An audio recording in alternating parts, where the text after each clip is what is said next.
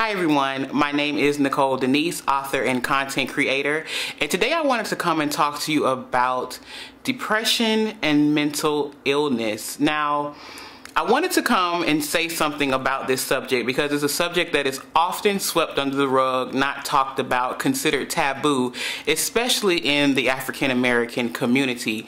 And today I wanted to shed light on that because I have been through the struggle and I have had what doctors and what psychologists, psychiatrists would consider depression or a mental illness or a nervous breakdown. I've experienced all those things, and I've come out on the other side to be able to share my story with other people. So I hope this helps you, and I hope this video really sheds light on the issue that we need to really attack and combat mental illness like we do every other disease. There's a walk for cancer, there is a walk for AIDS, there is some type of fund for all of these different things, but there's no fund, especially in the African American community, for mental illness, and it plagues us, and it's the reason why so many of us are actually not living the lives that we love, like not living purpose-driven lives and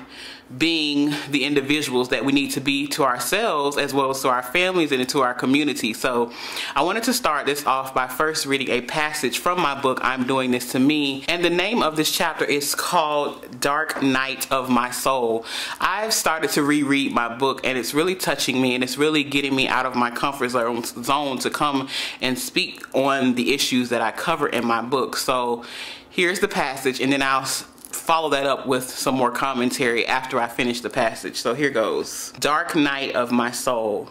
It was 2 days after the 4-year anniversary of my father's death, 1 day after the 1-year anniversary of a floundering business partnership, 1 week after discovering online that an ex-boyfriend was dead, and 7 months into my master's program. I felt myself sinking into the familiar territory of desperation, depression, and self-loathing. Except things were different this time. I welcomed every emotion and allowed myself to feel them fully. I made a silent vow to God that I wanted to break down completely. I no longer wanted to be strong. I didn't want to have all the answers. I didn't want to be the rock and inspiration for everyone else while continuously neglecting and starving myself. So I let it all hit me like a ton of bricks. I let the shit hit the fan. I crumbled and welcomed the sensation. Every buried hurt, uncried tear, unexpressed frustration, and muted word came bubbling to the surface. I slipped over the brink of what I knew to be my sanity and allowed the pieces of my identity to shatter. Once I let it happen, it was the most liberating experience of my life. But before I saw the light, I willingly entered darkness. This darkness is what many mystics, theologians, and psychologists alike call the dark night of the soul. According to Eckhart Tolle, this dark night is a phrase used to describe what one would call a collapse of a perceived meaning in life. The dark night of the soul closely mirrors depression and is usually triggered by trauma or a series of traumatic events. Scriptures like Psalms 30 and 5, weeping may endure for a night, but joy comes in the morning, reference the depths of darkness that I experience. About 2 months into my gloomy descent, I was in a personal hell. I felt insane. I even heard voices. Not voices in different octaves or tones like those of different characters, but I heard my own voice betray my faith. I experienced an emotional upheaval, a strategic coup against the foundation of everything I had ever known about myself. I lost faith in my worth, my life, my talents, my work, my purpose, and the people around me. As day turned into night, and after weeks of hiding out in my house, something clicked in my mind.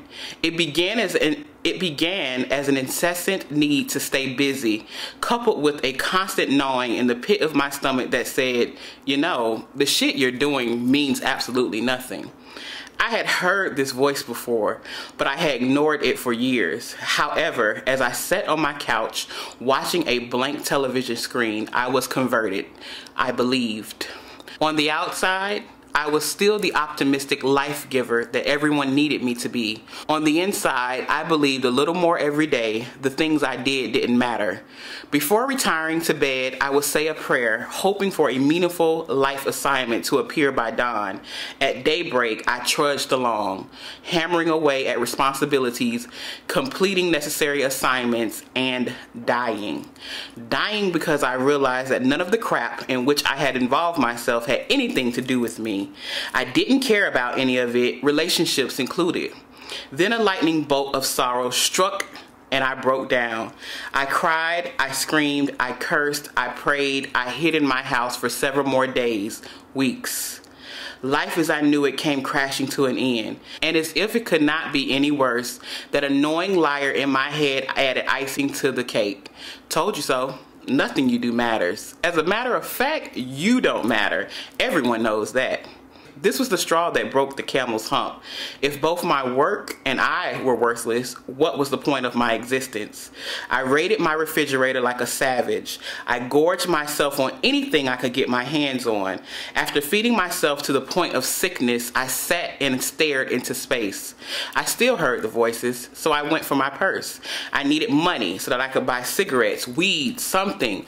I had to get rid of the taunting voices. As I wobbled to my purse, I heard a thought hit me like a jolt of electricity. How is smoking going to solve this problem? You hate smoking. This was true. I hated smoking. It was such a disgusting habit I had once had. In fact, I hadn't smoked in at least 5 years. What the hell was I going to do with a cigarette besides cough up a lung? I dropped my purse, sat down, and everything stopped. My upset stomach settled, my mind quieted, and my breathing steadied. It was in this moment that I experienced a miracle. I heard a rush of words infiltrate my thoughts. They were conversations I'd had with the pages of my journal. I heard years of words repeated back to me like spontaneous prayers. It was the most comforting experience. These words soothed my soul, and innately I knew it wasn't me I had the problem with. I fucking liked the real me. My issues were the influence I had given precedence over my internal homeostasis. So with this divine revelation, I put that lying voice to rest. The pseudo Nicole had spoken out of turn and declared victory prematurely. I had believed her concerning the meaninglessness of my work, but to hear that I was personally worthless was bullshit. I knew better. This knowing pulsated through every inch of my body and rested on my skin like a comforting warmth. I knew that my life had meaning and that the work I was to perform had the same significance. It was only a matter of time before the world knew it too. So that passage, when I reread it, I was like, wow, this is really telling. And I went back to those places of those experiences. I remember heading out one day and I was going somewhere, and I ride city transportation. So I was heading out to the bus stop, and the bus stop is like literally in front of my complex. And as I was sitting down, I felt this rush of tears heading to my face. So I like hopped up. You would have thought lightning hit me. I hopped up because I didn't want to have this breakdown in the middle of the street. So I hopped up and I started basically jogging back to my house so that I could get behind closed doors and break down, because I felt it coming on. It was something like I had never experienced before. It was just this wave of emotions, and I was just like, what is going on with me? That's what my mind is thinking while I'm like trucking to my apartment. I'm like, what the hell is going on with me? Am I like losing it? Am I a lunatic? Am I going crazy?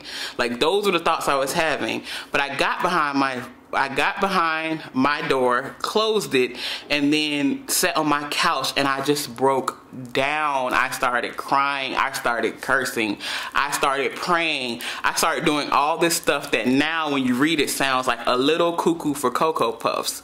But I had this moment where I was just like, I hate this. Why am I like this? Why does my life have to be like this? What is wrong with me? Why am I so sad? Why am I crying at the drop of a hat? Why am I going through this? Like, I question everything. God, where are you? If you're real, why am I going through this? Why are you letting this happen to me? Because I grew up in a very religious household with Christian principles, and it's like a lot of the things at that moment were not working. But like I said in this piece that I just read from my book, all of a sudden I heard these replays of my journal in my mind.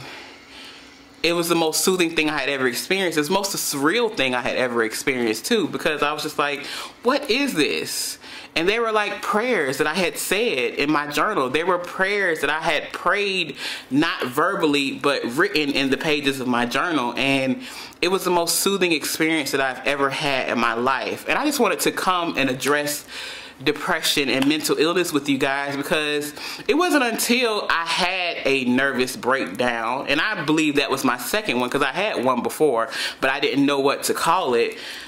It wasn't until that time that I had this grand and great epiphany. So I believe that sometimes breaking down and being depressed is necessary to find and fulfill your greatness and your purpose in the earth, because you have a stark contrast night and day between what is necessary in your life and what isn't necessary in your life. And the only way I know how to explain that is, I don't consider depression as you failing as a person in your life. I consider it as you're finally waking up. Like I also chronicle in my book, I say that the death of my father was necessary for me to wake up.